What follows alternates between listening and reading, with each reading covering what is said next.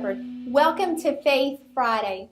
Have you ever struggled with intimidation and fear? I know I have.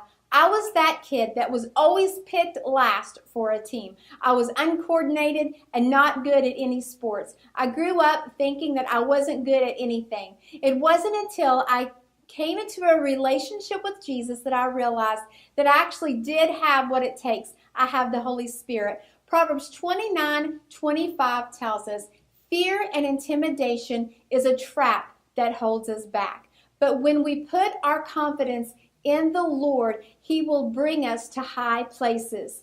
There was a time in my life that God had called me to minister to people. And the tradition in my family, it was uncommon for women to be ministers in my family.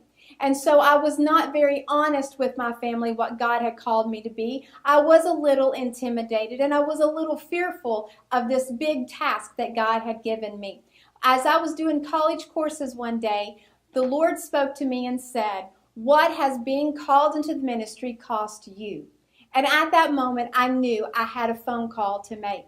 I had to call my dad that day, and I had to share with him what God had really called me to do.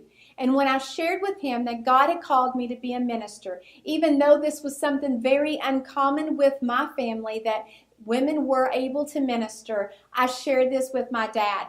And the silence on the phone was unforgettable. And then my dad spoke up and said, "I will always be proud of you no matter what you do." And now today, my dad is one of my biggest supporters. He encourages me and supports me. And I want to encourage you today. I could have allowed the intimidation and fear to stop me and trap me, but I had to trust in God. I want to pray for you today that you wouldn't allow intimidation and fear to stop you and trap you, but you would put your confidence in God so He can place you in high places. God bless you and have a great day.